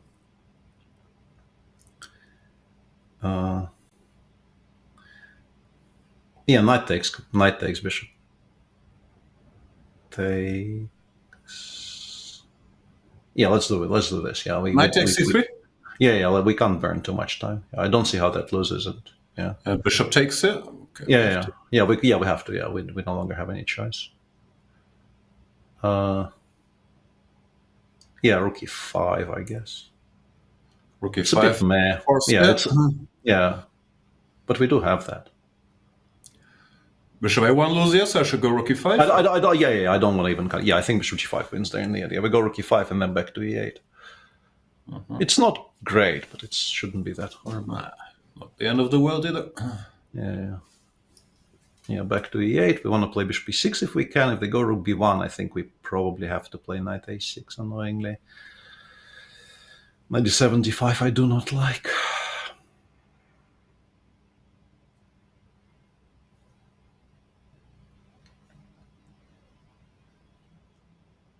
Looks mildly unpleasant. Rook b1. It is, yeah. b2. Whoa, okay. b6 we can go. This was blundered. Yeah, queen f6, I guess. Oh. All right. Whoa, hang on. Did we play that yet? No, yeah? No. But do we have anything else, really? That's a very good move. Yeah, I think we have to. Yeah, we have to close our eyes and do this. And rook e1? Yeah, I don't know. Yeah, like bishop b6, queen b4 is kind of winning-ish, yeah? Yeah, it's not great.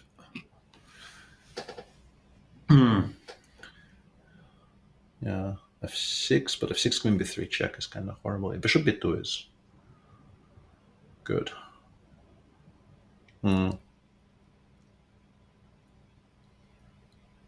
do you want to do? And then what do you think their follow-up is? Queen b3 is a great move. We want to make moves that force them to think. Right. By the way, queen b3, f6, queen a3 is not out of the question. Do we want to go queen b3? I'm just making. There's moves. no risk. Yeah. Seriously, I'm using the clock against them. That's my. We absolutely have to. They just spent a minute on queen f6. So queen if we can get them to spend e7 another here, 30. Queen e7. Bishop a3 comes to mind. Or d5, also, but then c. Also c4. Like we can just play c4, d5, and get a pass pawn. Yes, we should play. We should vest our chips. We shouldn't try to tactify them because with the increment they might get out of it. Right, but they're down to 2 minutes and 18 seconds. We have a serious initiative. We do. Is d5 actually a threat? Like if they play knight a6, for example. There, I think. Okay, good call. So d5, queen g6. Do we go dc and queen c3? But that might liquidate a little bit. Wait, d5 and rook e1 is also a thing. Right. So should we start with rook e1 or do you think d5 first? So if we start with rook e1, takes. They don't have bishop e6. Rook e1, bishop e6 immediately. Queen b7, rook b8, queen a6, rook b2, queen c6. Yeah, queen c6.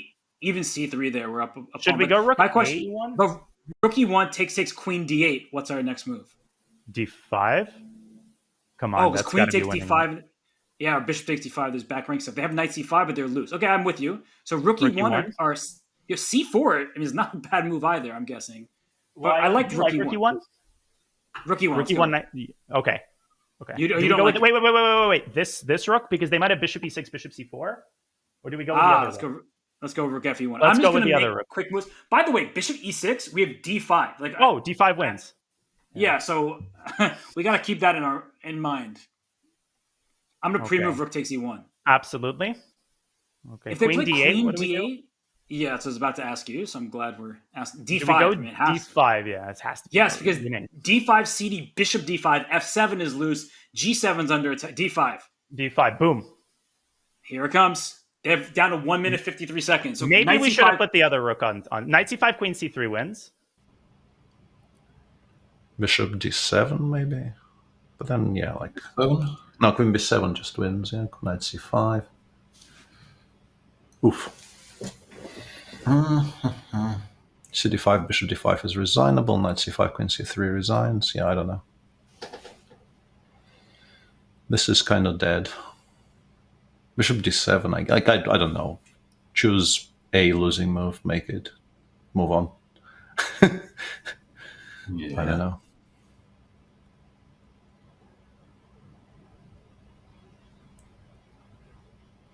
But queen b7 we just resign, right? I don't see him. Yeah, knight c5, queen b3, I don't see. But like I think we resign everywhere there. I don't see a move.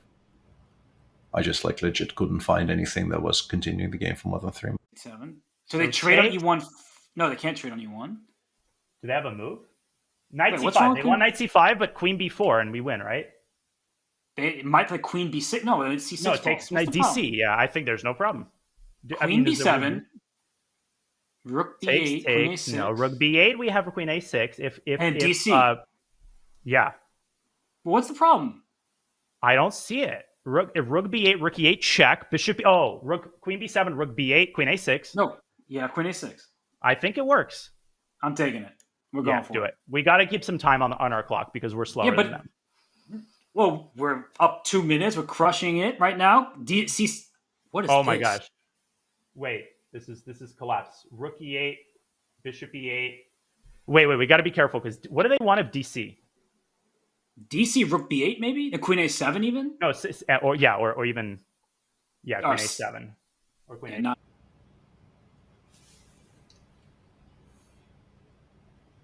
Yes, doesn't look very good. Nope. Well, it was fun while it lasted. Yeah, it didn't last very long though. That's true. Yeah, but it's all good. I don't see the problem. I mean, what's free move? So okay. Wait, queen b8, CD takes. Yes. Do they have a move there? H6. How do we win that? Bishop c6. No, queen b8. No, they have queen knight b8 e6 in the end. Where? Queen b8, CD, rook e1, 86. And then bishop e5? I mean, that's got to be totally winning, right? Yeah, we have to be. But what's wrong with queen a7? Queen a7. Is there a single thing they can do? Rook b2, CD. And then we have queen c7. Queen c7. What do you think is the safer option? It's probably queen a7. All right, let's go queen a7. I just want to liquidate somehow. Because wait, they go rook e1, bishop c6. No, bishop c6, and we have queen c7. Oh, queen c7 again. I think it's winning. All right, let's do it. I think queen b8 CD had to be winning as well. I'm really sorry if we blundered something. No, I don't think we did, man. Stop apologizing. You do this thing where you like apologize to me, and I'm like, I've got your back. Okay, CD, right? What could possibly be the problem here? Nothing. We're winning. Queen d7, queen c7 resigns. Right. Wait. Queen c7. I'm just making sure. Wait, we can also take on e8 and play queen c7. Wait. Queen c7, rook e1. Okay, we're winning. Why don't we just take on e8? Why don't we play queen c7? Okay, you want to be fancy? Are you sure?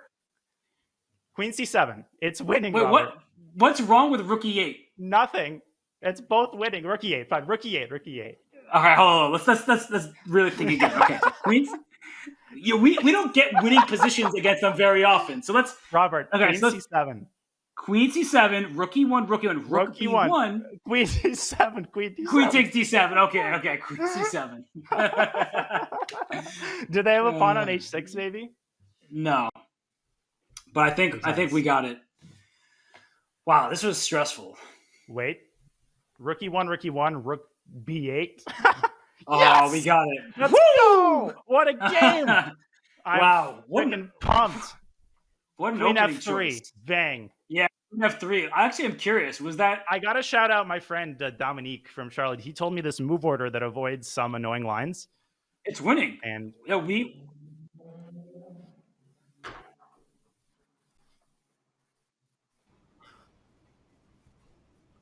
Well, that was fun. Victory goes to the brave. There was a lot of energetic decisions there from the white side. Knight takes c5, queen takes c7. In what way were they brave, though?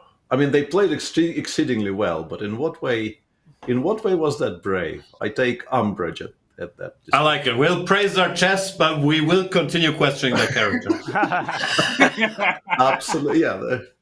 It was a excellently played game. Yeah, after Bishop B2, it's kind of curtains. I don't think you can. No, continue. but mainly Rook E8 is just a very stupid move. At D6 or D5, and we got chess position. I think we were both daydreaming a bit and forgot about knight takes E5, and after that it's very tricky to play. Yeah. We still probably, I mean, definitely could have played better, yeah. But Bishop B4, 85 castles, yeah. Yeah, it's already not. Yeah, great. I can see it suggesting. Yeah, I basically like you have to go Bishop C3 and F6 here, but you are going to sort of not enjoy life after C4, and I didn't really want to do that, and I didn't really appreciate just how bad the position we're getting in the game is going to be. Well, I think this key move is Bishop G5 there in that Queen F7, because otherwise Black is probably consolidating. Yeah, I thought, I mean, this looks very iffy, but also if it doesn't lose on the spot, it might be okay. But yeah, it very clearly isn't. And yeah, also, honestly, in this position, I understand White is always going to be better, but yeah, okay, nobody's goes Rook H5. It's not a move you can make. No, I'm just clicking through. Yeah, but anyway, this was fun. Congratulations to the winners. And Jan has crushed us. Yes. Yeah, Danya, it seemed like you were going to give a shout out to a certain someone who maybe pointed you in a certain direction as far as move order is concerned. I think I heard a shout out before we took it to the main. I could have sworn I heard a Dominique somewhere. Yeah. He's a local Charlotte master, but he pointed me to the Gleck in the first place, and this move order kind of avoids the Belgrade. But I mean, knight takes e5. I was aware of this idea from like the main Gleck move order. It's also a thing. And after knight e5, I just think we got incredibly lucky with the details. I mean, it was just a 50-50 position. Bishop g5 is just very, very lucky. And, without it, we're losing. So, this just came down to tactical chance. Gotcha. Any regrets if you did it differently, Jan and Peter? Would you the C6 thing? Because it seemed like you guys deviated first from the previous game where you had everything under control. No, we didn't actually. They changed the move order, but no, this 3G3, Bishop C5 and C6 is fine. Of course, there are many other lines you can play, but no, I think the big regret is Rook E8. Just, daydreaming about this knight takes E5, there D6 or D5. It's just a normal position. And yeah, we were discussing knight E5, but basically in every single position apart from the one where it's playable, and yeah, that hurt us. All right. Well, fair enough. This was a fun one. This was the closest match we've had. 2 draws, 2 very well played games. And the Armageddon, it was a different type of dynamic. Just incredible. I believe, if I'm not mistaken, Robert and Danya are now going to be playing Alice Lee. Oh no, excuse me. No, they're going to be playing the winner of the match between Jordan Van Forst and Eric Hansen, the Chess Bra crew, and Hikaru and Levy. So I'm going to ask Robert, who would you rather play? Would you rather play Jordan and Eric or Hikaru and Levy? Well, because I'm a man of the people, I have to shout out the biggest content creators and hope that they keep winning, because that means that more people will watch. There'll be clickbait titles along the way, and then all the fans will rejoice. But no, I think that it was fun to play Peter and Jan, and I think teams of instead of having the extremes, having a more balanced roster, it feels like fun for me. I don't know what Danya prefers, but I think the balanced roster is something that I would prefer to face. You hear that, Peter? He said we're the same chess strength. Absolutely. And always have been. Peter, who do you think is going to win tomorrow? Are you going to roll with Jordan and Eric or Hikaru and Levy? Who you got there? If you had to say who's the stronger team there? Hard to call. I'm going to go with Hikaru because this competition needs the big names, and what bigger name? Fair enough. And did you learn anything about this sort of format like that? Like, was there anything that you going into it, you kind of had an impression that you kind of discovered was different when you were playing between Peter and Jan? Was there anything that was different than you expected? There was a lot more chess. Knight takes e5 is my main takeaway. But other than that, yeah, it's not that long a time control that you can't talk too much nonsense. So it was quite chessy. I know we're known for talking only about movies, but we barely get to cover the plot of The Killer in any of those games, which was a bit sad. Yeah. Yeah, honestly, I expected it to be a bit more, a lot more, talky, and a lot less actually trying to figure out what's going on the board. That was a bit of a downer. Fair. All right. Well, final thoughts from Robert and Danya. Where are you on what happened today and what you have to look forward to coming up? Robert, you want to go first? No, I was giving you the floor, Danya. This is a really, really fun format. I had a great time. More nerve-wracking than I expected, especially toward the end. And obviously, Robert is a dream partner. He pointed us in all the right directions. And I have a issue where I don't really believe in myself sometimes, and it's great to have kind of the reassurance of a second very, very strong player. Yeah, I mean, this was really a blast. The subsequent matches are going to be really interesting, but I'm not going to lie, it feels really good to win a match with Increment, especially when, there's this narrative floating around that, I'm useless with Increment. I think occasionally some variations can be calculated accurately. And it was a super fun match. Thanks, Peter and Jan. And I'm sure we'll meet again in this tournament in subsequent years. Well played. This was fun. All credit to Robert, who, as we know, did all the calculating, heavy lifting. Good luck, guys. Now, I hope you win it at least. So we were defeated by the winners. Bye. All right. Well, you heard it here. Congratulations to Team Robert and Danya, Peter and Jan. It was a pleasure to watch you guys duke it out. And we'll see you for more action tomorrow. So stay tuned. Take care, folks.